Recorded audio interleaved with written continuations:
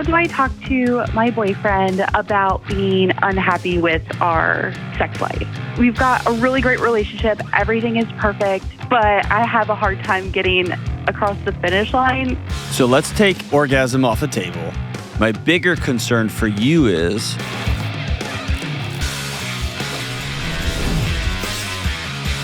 what in the world is going on? This is John with the Dr. John Delony Show, taking your calls about your mental and emotional health and your relationships.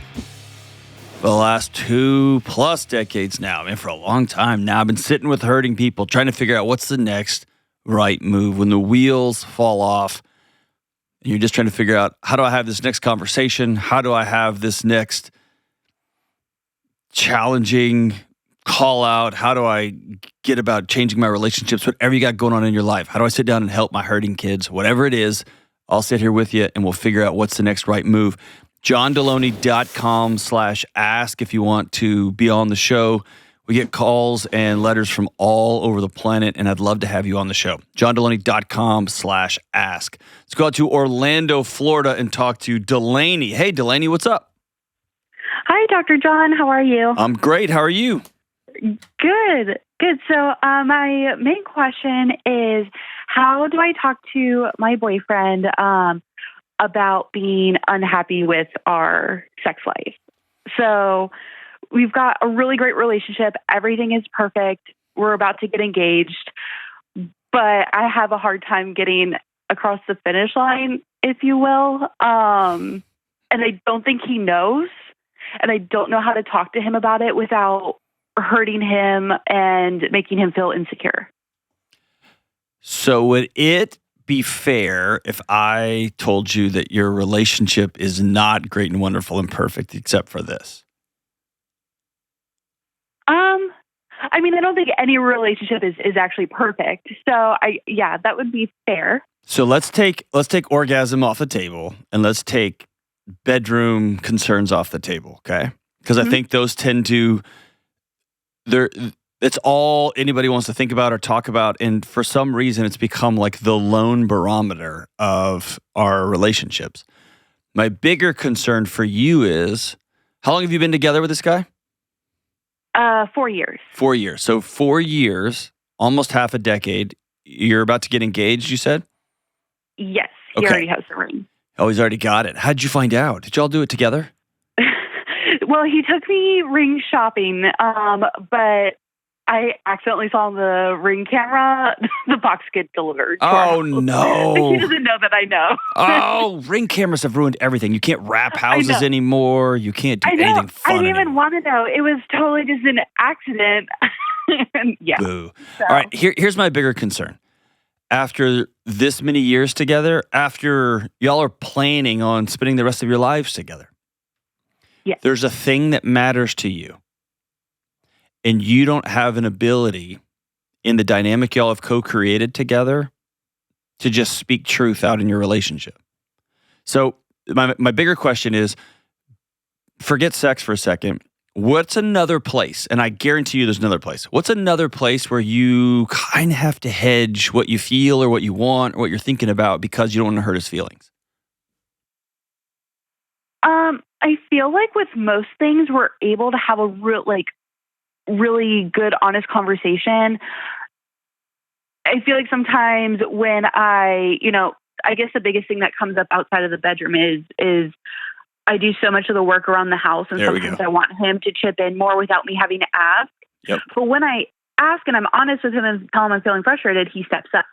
But he doesn't always take as much initiative as I wish he would. Okay. Tell me about how y'all do money. Good. We're already set up. I know it's actually probably unwise, but we're already approaching it as like a married couple where we have a combined account and we do all of our bills together. We plan out our spending, we budget, like that's all super, super healthy. Okay.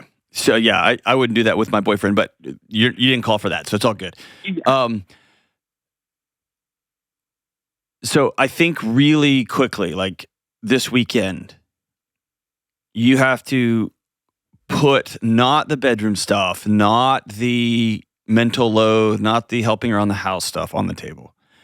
What needs to be on the table is, do we have a roadmap for when one of us feels, and feelings don't always tell the truth, but one of us feels something, one of us wants something.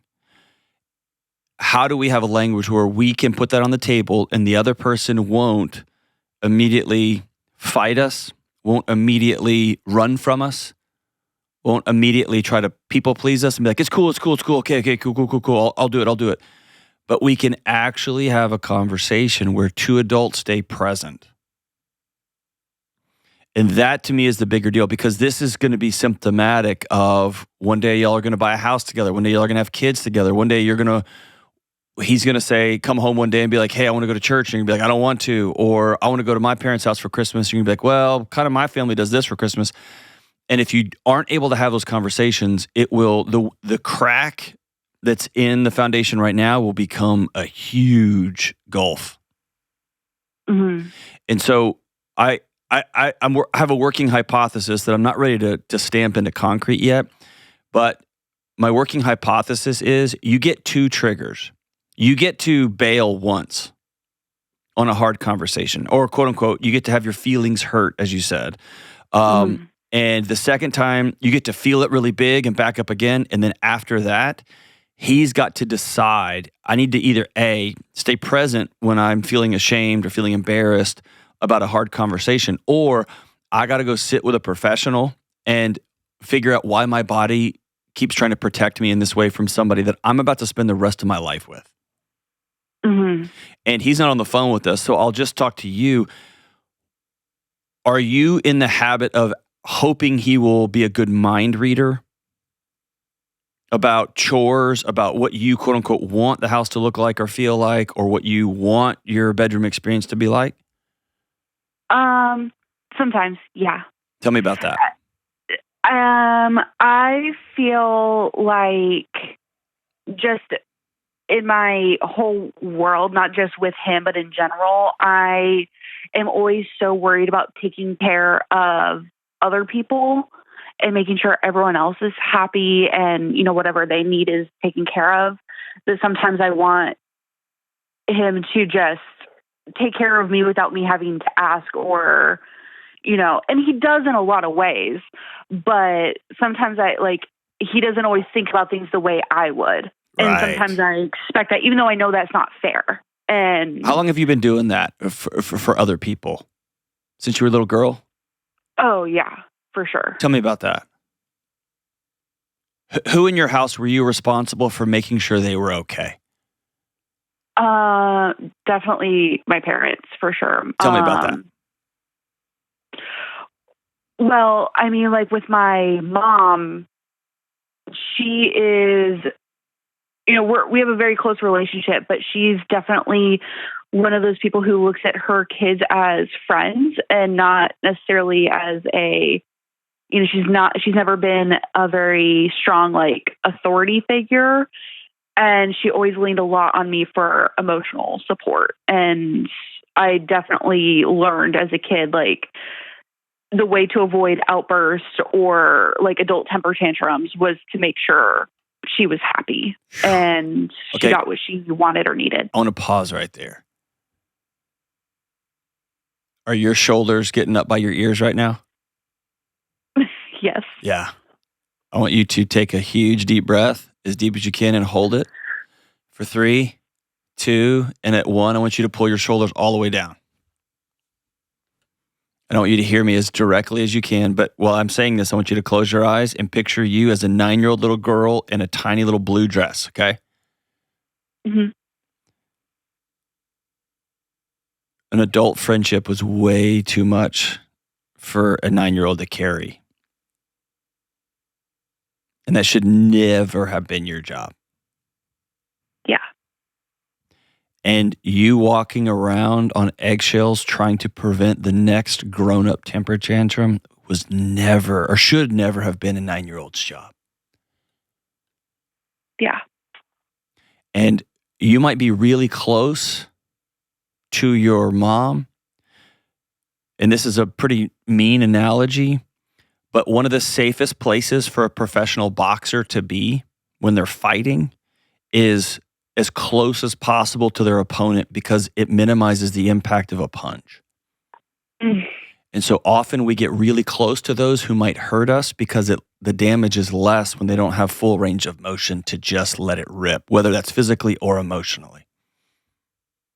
And a lot of times adults have, quote unquote, really close relationships with their parents. They're not actually close because they're intertwined and they are in full support of each other. It's just the safest place to be so nobody gets hurt. And that is heartbreaking. Yeah. And then if you take that and you just fill your whole life with great romantic movies and Instagram comments, it can be a way, and here's what I mean by that. When everything in Hollywood, and I'm just using Hollywood as a big catch-all for stories in media and feel-good movies, etc., it can be the sense that somewhere somebody sees me through all of my performing and they'll just quote unquote know me and they will know the next right thing for me. And that feels like what love is supposed to feel like. And here's what's going to happen, okay? I don't want to project this into your world, but I want to give you a cautionary tale. You're going to marry this guy and you're going to probably lean in and say, hey, try this particular move in the bedroom. I really wish you would X. Or when it comes to, I really wish on Tuesdays and Thursdays you would just look in the dishwasher and do that stuff. And he'll go, got it. Because by the way, boys are often socialized that every feeling and every thought they have is wrong and they just need to be told what to do because if they do anything, they hurt everybody in their path. And so he's just going to sit there and wait for something he can have a purpose in, and you're going to tell him, and he's going to go, okay, got it. And you're still not going to get that emotional connection. And he's going to just keep playing whack-a-mole with how you feel and how you want. And then someday, somebody at the office is going to tell you, dude, you look amazing today. Or they're going to bring you a cup of coffee made just the way you want it because they saw how you ordered your coffee once at a business trip, and you are going to feel like that's love. Like you're finally seen and known.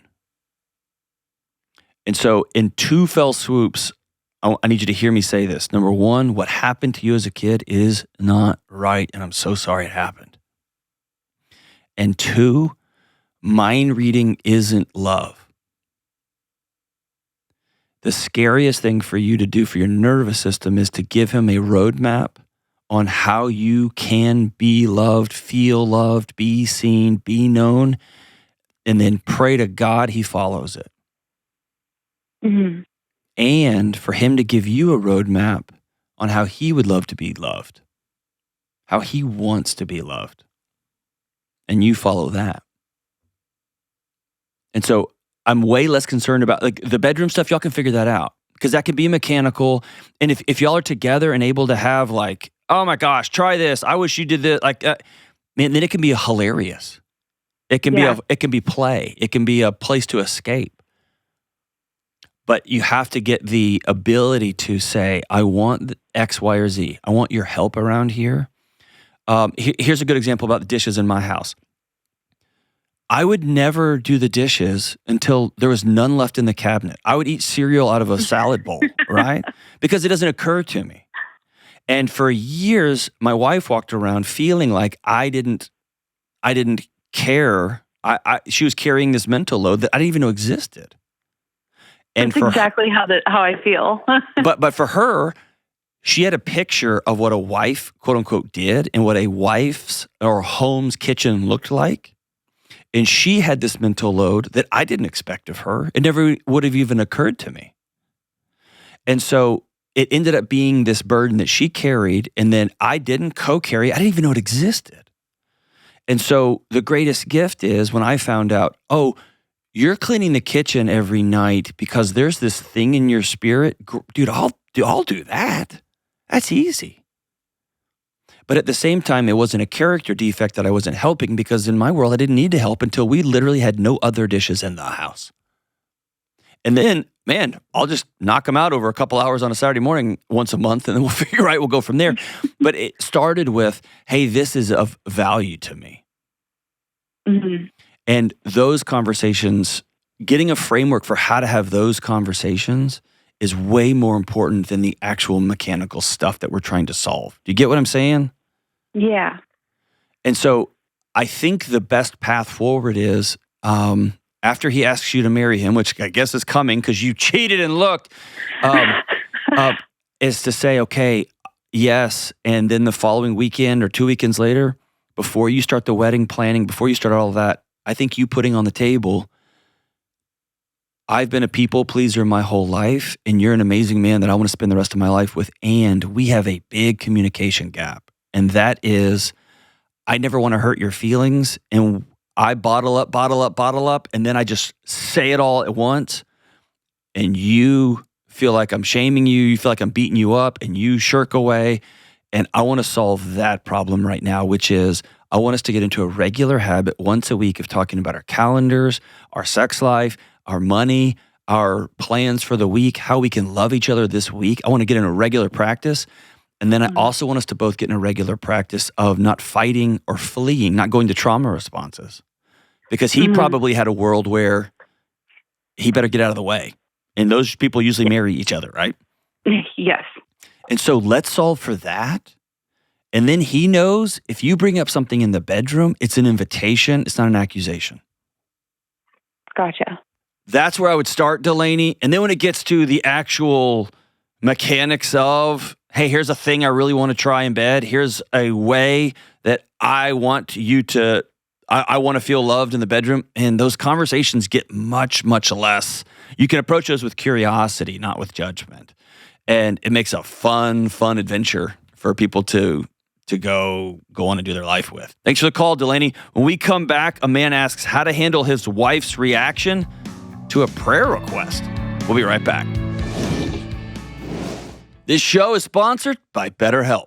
I have great friends, a strong faith. I've got an amazing wife and family, and I've got 2 PhDs worth of information about how to be well. And yet, it's been the critically important times, and there have been several over the years, incredibly important times that I've spent with a great therapist that have actually made all the difference for me. The right therapist can change everything for you and your mental and emotional and relational health. And this month, my friends at BetterHelp are shining the spotlight on therapists. These are people who truly make the world a better place. With over 30,000 therapists, BetterHelp is the largest online therapy provider in the world, and they've served over 5 million people globally.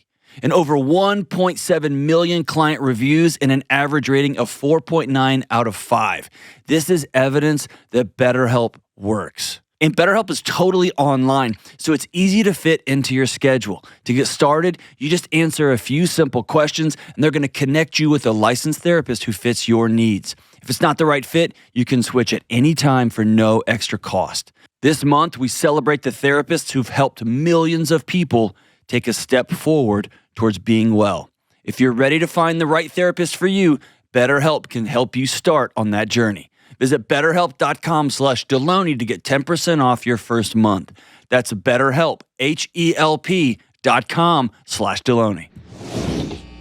All right, we're back. Hey, take 2 seconds and hit the subscribe button. Hit the subscribe button if you're watching this on YouTube or if you're watching this like a highlight reel or a clip. If you'll just take a second and hit the subscribe button, or if you're listening to this on podcast, hit the subscribe button, share the episode. It makes such a huge difference for everybody, and it doesn't cost you anything but a couple of seconds of your time. Let's go out to Alexandria, Louisiana, and talk to Rick. What's up, Rick? Hey, thank you for taking my call, Dr. Delony. You got it, brother. What's up, man? So let me set the scene here a little bit. All right. My wife and I have been married for 39 years. We live in a rural area, and we live about probably a quarter mile from our parents. We're getting on up in age now, so that's kind of that dynamic, I guess. We're fairly close. We go down, once a week. We'll see mom and dad. I may see them, during the week sometime. But other than that, kind of, it's not super, super close. My wife recently had a fall, and she had surgery on her shoulder to repair that. She is super sensitive to that kind of information, and really, she doesn't like people talking about her medical stuff. It's almost like she's got, I don't know if there's a word for it, but when she goes to see a doctor, there's lots of anxieties and what have you. So, what's the anxiety? Is it about people finding out she's weak, or is it about she have health anxiety? Does she scroll the news, and did COVID scare her to death? No, it's nothing like that. Just when she goes into a doctor's office, she completely, like, I wouldn't say freezes up, but she has difficulties dealing with medical professionals, whether it be doctors or dentists or any of that kind of stuff. Has she gotten burned before? That since we've been married, not that I'm aware of. Nothing bad has happened that I'm aware of. So maybe it was something earlier on. I'm not sure. I had a root canal at the age of 2, and I still hate going to the dentist to this day. Yeah, maybe. Who knows, man? But who knows? Okay, so she has a phobia, if you will, to use a clinical term, about anything medical related. Okay, I would say so. Yes. Okay. Yeah. And so she wanted to we knew about the surgery was coming, and she said, "I want to wait till we're right before the surgery before I tell your mom and dad." I said, "Okay," and so we did that, and of course, my mom and dad had all kind of different questions, and she said, "I just don't want to talk about it." Said, "I'm just letting you know we're going to be having surgery next week to repair my shoulder. It'll all be good." We rock along, have the surgery. Then about a week or two later, I walk in the kitchen, and she's just glaring at me. She said, "They've done it." She said, "They've requested," I've got a message on Facebook from somebody in the church that asked me how I'm doing. I said, "I'm doing fine, I guess." The more she gets into it, what she finds out is that at their local church, they requested a prayer for her.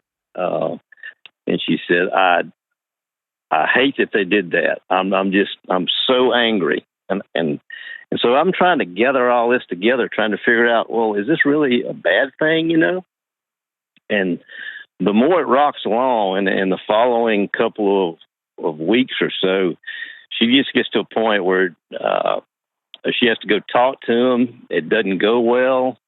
She states stuff like, "They've broken my trust. I can't trust them with anything anymore."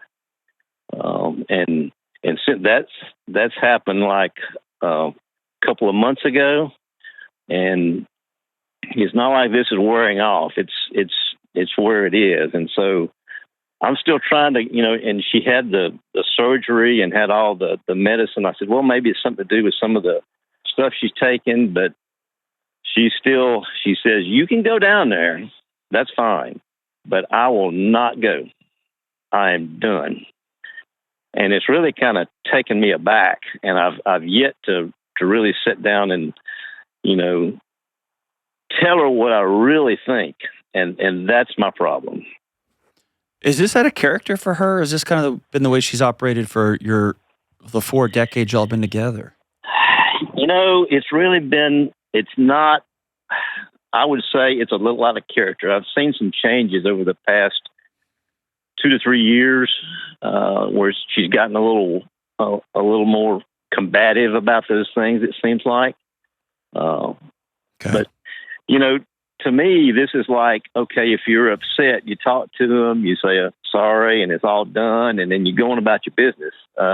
No big deal is in my mind is the way it works, but not so for her. Yeah, I mean, there's so much going through my mind here. Everything from, gosh, I'm going to get myself lit up on the internet here. Everything from menopause to aging challenges to an increasing anxiety to who knows anything going on. If there's an out of character switch at this age, it can be a number of things. And it can also be just a straw that broke the camel's back. I haven't liked your parents. I haven't wanted to be around your parents. They live too close to us. I feel like they're running our lives. I feel like they've always run your life. Like it can be that kind of thing, right?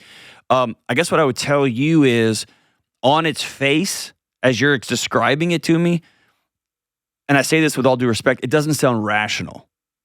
Okay? You're not going to find a math problem here to solve. And I think it sounds like you are trying to just dig in and say, okay, what am I missing here? What am I missing here? What am I missing here? Right. I guess on its face, somebody wanted to love somebody and they offered a prayer request at their tiny little church here in rural Louisiana, and somebody Facebooked it. There seems to be something else going on here, and that's beneath all of this. And the only thing I can tell you is trying to solve the reality of this situation isn't where I would start. It would be taking your wife out of your house if possible. That might not even be possible right now, but getting her out of that environment and taking her to a place like a diner or to breakfast, or y'all go sit out at a park somewhere, in some rural park somewhere, and you just exhale and you tell her, I'm trying to love you the best I can, and I can't put my finger on what the big trust violation is. Because your parents, are they in their 80s? They are. They're in their 80s. Okay. Yep. Why they have such control over her? Why is she outsourcing how she feels and her sense of self to these 80-year-olds at their tiny little rural church out here in the middle of nowhere? Yeah, because for me, and she's not like this, but for me, I could care less what other people think about me. That's their problem. I know, but that's going to get you into trouble because you're going to take that lens and try to put those glasses on her, and she's telling you it does matter to me, and I think that's important. But I'd want to get to the deeper sense here because she feels something core in her being was violated.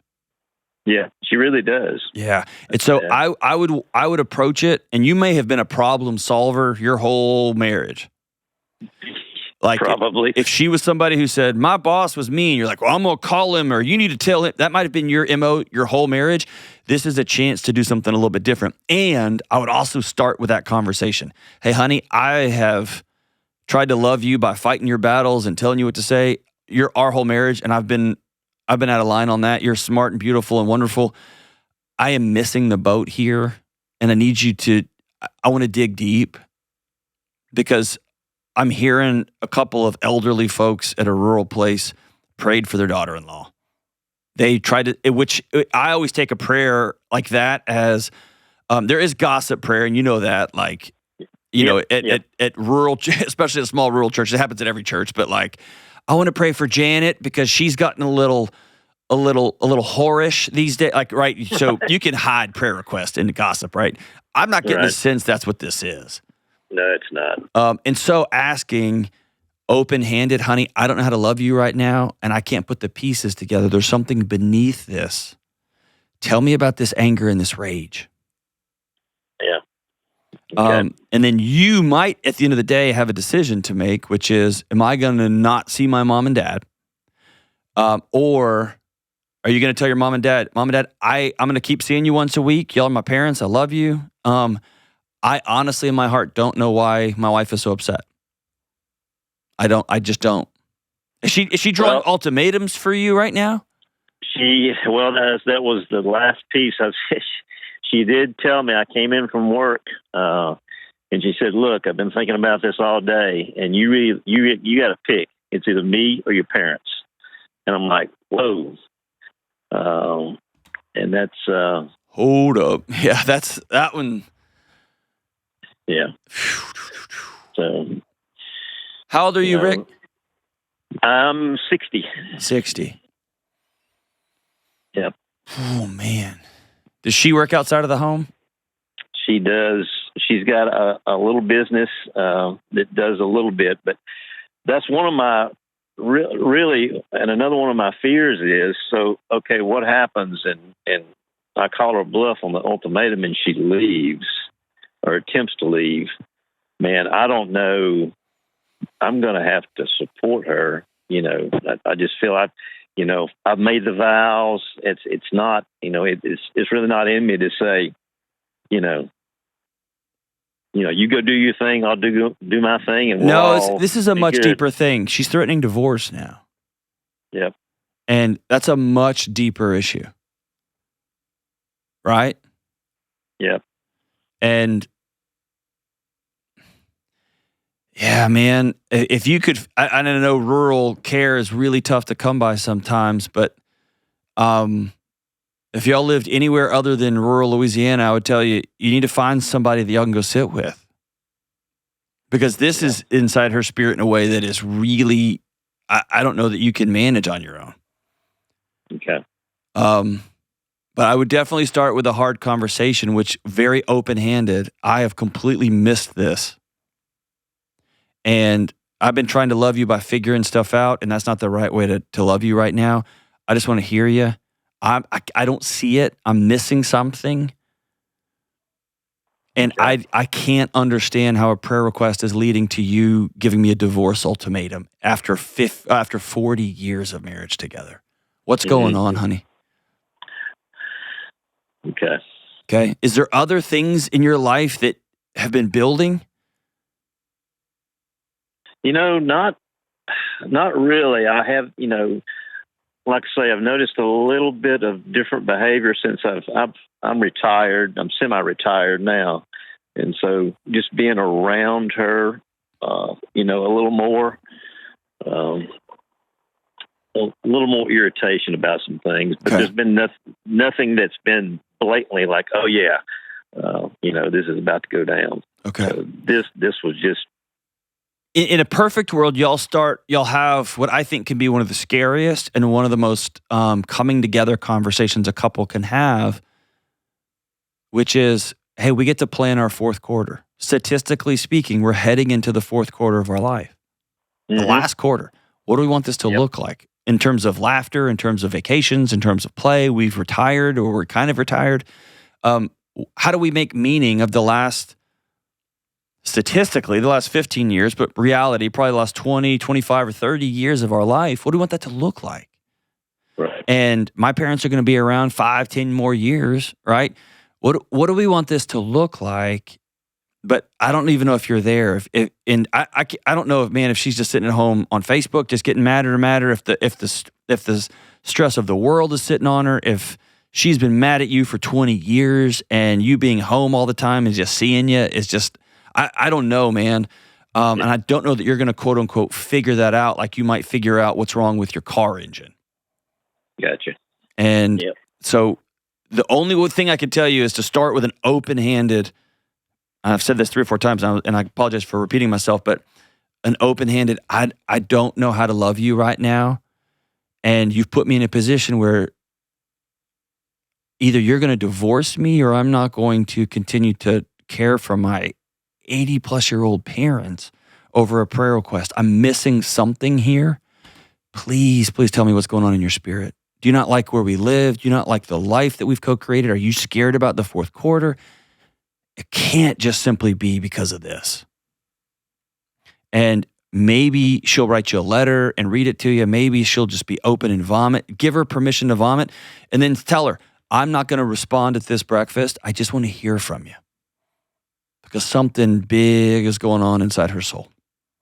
Thanks for the call, man. I wish I could give you more concrete stuff. If she wants to call in, I'd love to talk to her and hear her side of this. But on its face, there's not and I say rational, that sounds like she's irrational. It's not what I mean, but there's not an A plus B equals C, right? It's not that she went to them and said, hey, I'm about to have this surgery. I'm very, very private.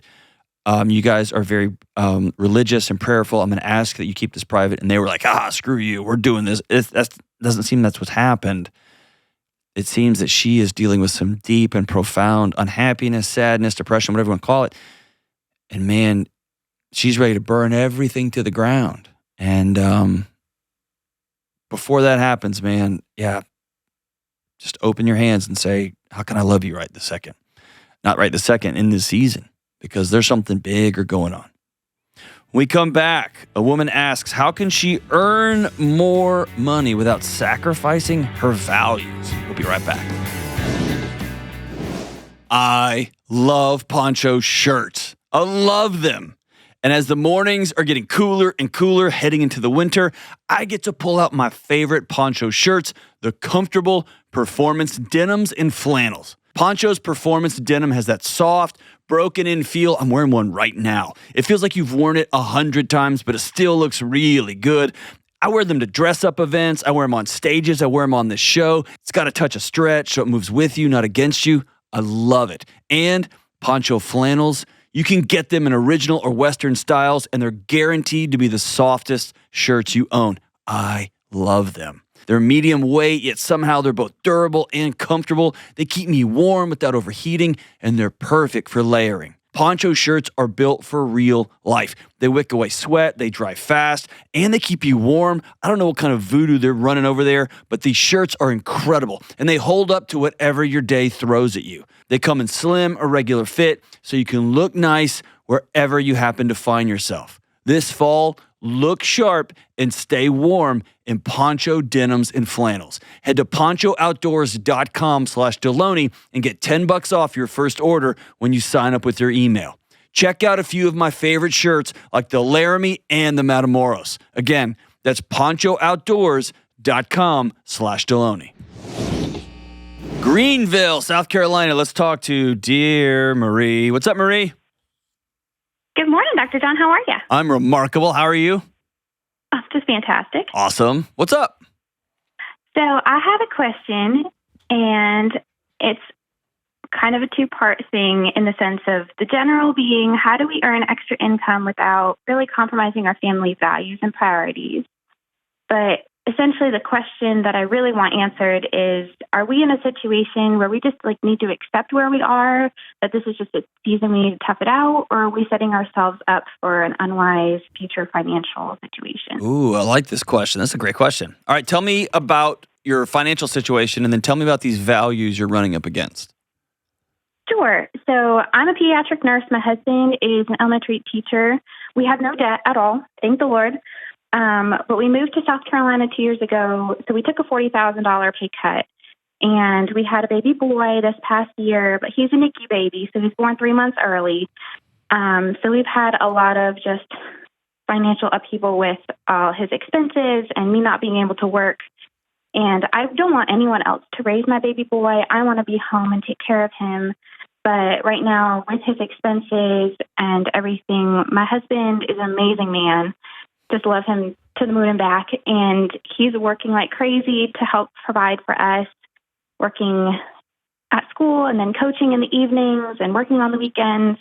But it just isn't adding up to what we need to pay for things. So we really want to prioritize our family time together. We want our marriage to be strong, our boy to see a good, godly man in his life more often, to serve in our church and community. So we're just trying to figure out, how do we make the ends meet in that way? Mm. Tell me about your math problem that you're running up against. Well, I used to be able to work more. I can certainly make more money in just working a few hours a day, which I am working 1 to 2 mornings a week, than my husband could make working 7 nights a week, because just a minimum wage job is what he would be able to do at the moment. Sure. So I almost feel kind of guilty in a way to not be able to help. But I also know my son is my number one priority. Yeah. So tell me, before I just start answering questions, tell me what question I can help you with, because there's a lot here. Right. I'm just trying to see. My husband has his dream job, okay, and I don't want him to have to give that up.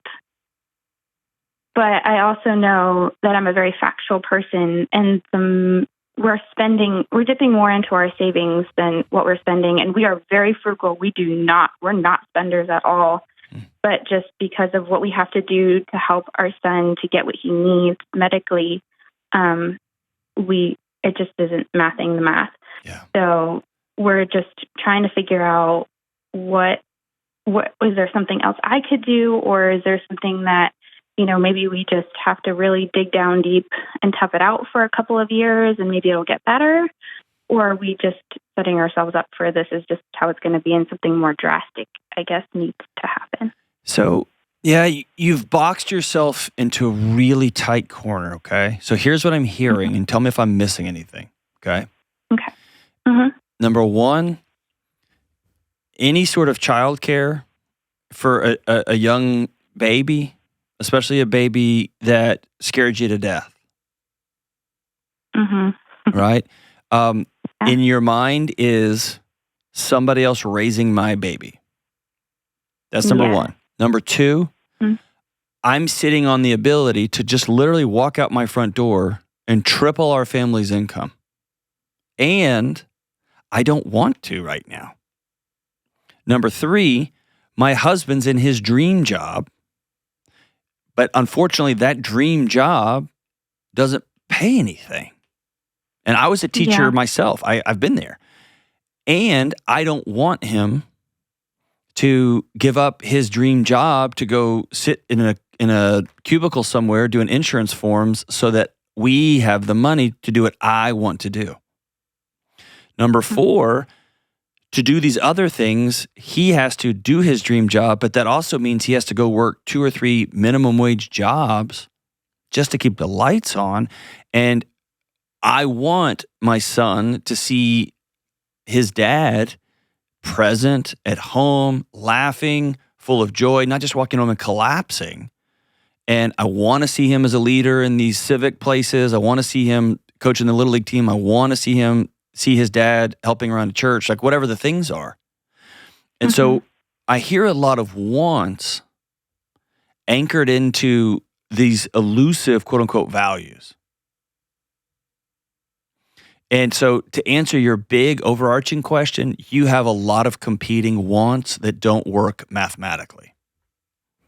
Right. And that is a recipe for being emotionally and mentally exhausted and unwell and ultimately burned out. Yes. And that's like for every mental health diagnostic, for every emotional health challenge, a therapist is going to try to get you to this first place, which is choosing reality. You have a fear of flying, yet your job requires that you fly. Reality says, get a new job, or we're going to do some exposure therapy, and we're going to get you to a place where you can get on an airplane. That's your two choices, right?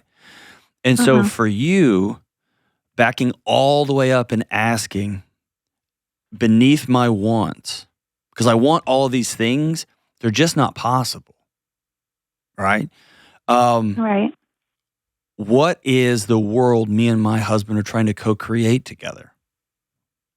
And most of the time, not always, there's outliers in everything, but most couples, most of the time, are trying to get the right car, trying to get quote unquote dream jobs, trying to get the right house in search of this elusive, terrifyingly hard to nail down thing, especially in the modern world, called peace. What does peace feel like in our home?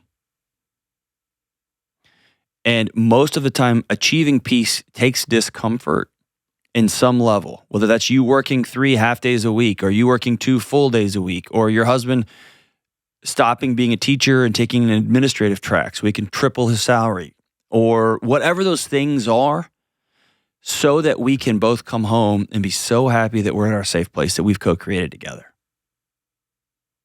And then when our marriage is good and we're not worried about the water getting shut off, our child's nervous system has peace. Sure. You get what I'm saying? I mean, we're not to the extent where we're. I know I'm like being over dramatic about cutting off water. Okay. I get that, but here's the thing: it can feel like I want this kind of minivan because we have a car seat. I want this kind of house, and we need to have a guest room because 3 times a year I want my parents to come visit. All of these things are really nice luxuries. And so it's getting beneath this want thing and saying, who do we want to be as an identity question, and then letting the things go from there. You have a lot of competing wants. You had this picture of what you thought motherhood was going to look like and more importantly, feel like, and it's not adding up. And I'll also tell you, you've entered into the American industrial mom guilt complex. And I will tell you, there's not a way out of that, by the way. If you're staying at home, you should be working. And if you're working, you should be staying at home. And if you're not, have dinner on the table and wanting to sleep with your husband 7 days a week, you're failing. And if you are like prioritizing you, you're failing. Like there's trying to seek out that sensation of, it's very hard to get to because the world that we all live in is designed for mothers to never feel content and peaceful. Because if you're content and peaceful, you don't buy as much crap. That's really the ultimate thing, right? And so asking you, beneath all of those things that you want, who do y'all want to be from an identity standpoint? Well, we are Christians. Okay. So our main goal is just to serve the Lord in whatever we have been given and to just do what God has given us to the best of our ability. Okay. So we don't even need much. Like we're not asking for much in terms of just financial things. Okay. Like we don't care about stuff. We don't care about trips. We don't care about whatever. We just want to have a home that's safe for our son to see a godly man and woman grow up in, and for us to be present with him and to have people come into our lives that we can just minister to and to just have a joyful home. And that's what we have, but we just don't want to set ourselves up for something that causes more strife that we could foresee in the future.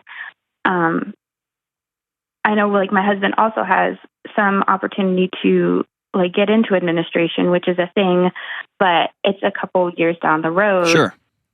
So he would have to get his master's degree and those types of things. And we were well off in Ohio where we came from, and we weren't in a difficult situation. Even if I wasn't working, we would have been perfectly fine. It's just living down here. Right. The pay is significantly worse. Why'd y'all take a $40,000 pay cut to move to South Carolina?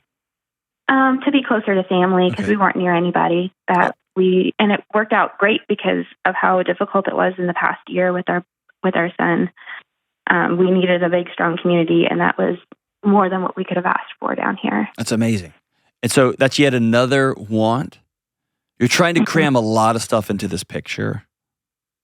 Sure. And your arms are getting really weary trying to keep the frame together. There's too much stuff in this picture. Okay. And so what I would tell you is this, it's a fun exercise. It can be a scary exercise. It can be filled with laughter and tears. And I've been through both of those seasons, okay? Sure. When you and your husband get away for half a day and get one of the people in your support community to watch your son for half a day, and y'all get up early on a Saturday morning at 6 o'clock in the morning, and y'all go get coffee together at one place, and then you go get breakfast at another place, and plan to do this till noon.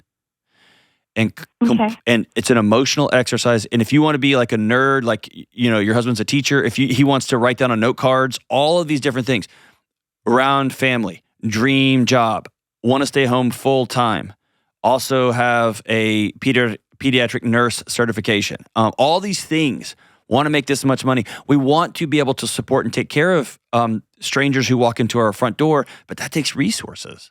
That takes a certain size house. It takes a certain size amount of marginal money every month, right? All these things are real. And by the way, wanting to go on vacation, wanting to have a car that starts every time you turn the key, that's not a unchristian desire, okay? All of these things that we're putting out on the table, and then literally sweep the table clean. A completely clear deck, and look at each other in the eye, hold hands across the table and say, okay, we have a brand new marriage that we get to build together. We have a new son, scary, scary season.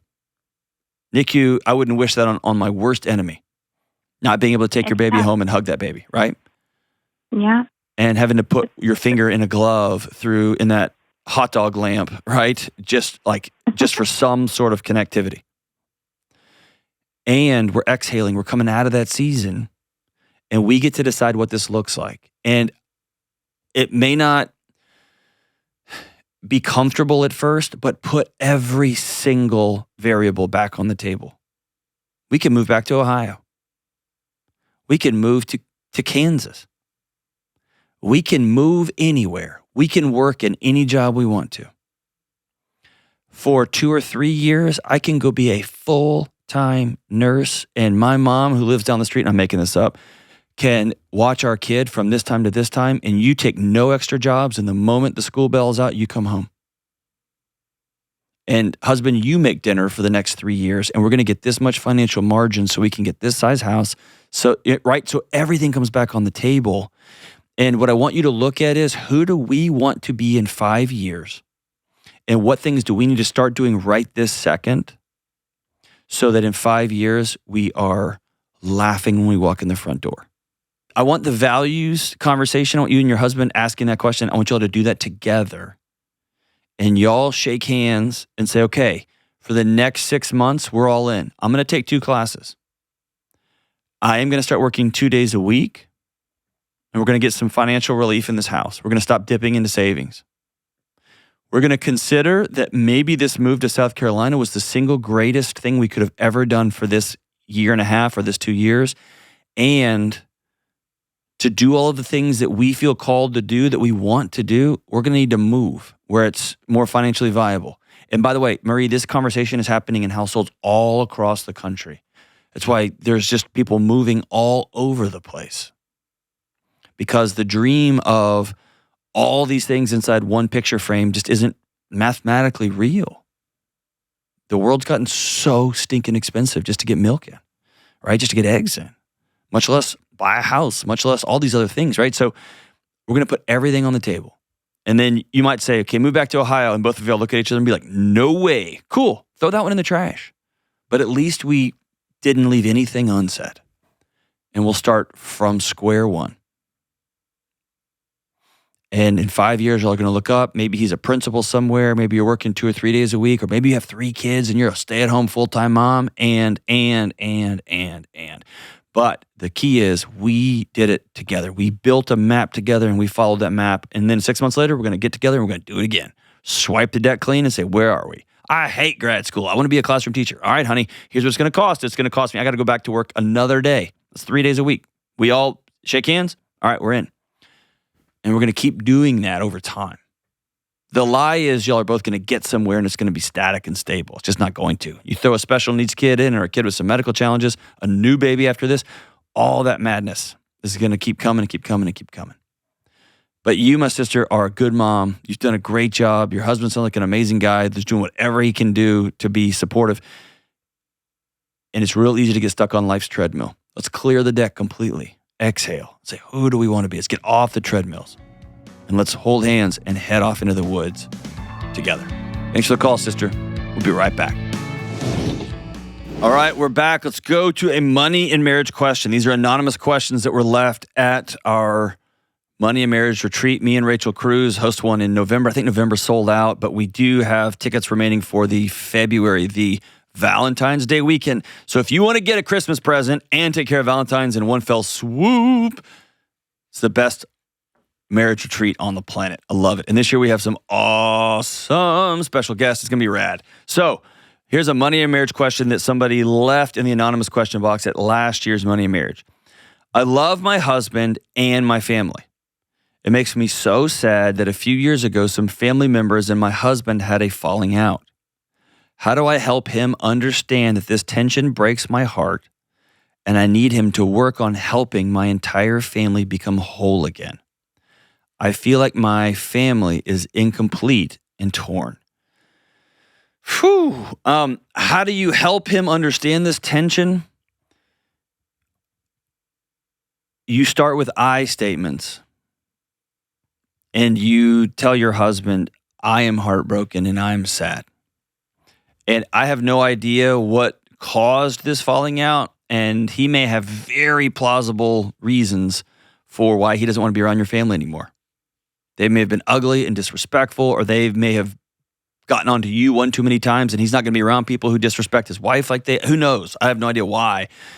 But when you sit down at the table and you say, hey, you need to work on X, Y, or Z, then you've just started a fight. If you sit down and say, hey, it's been a tough few years. I feel so torn up inside and I'm not whole and complete because I had this picture of my family and my husband and all of us being united and we're not anymore. I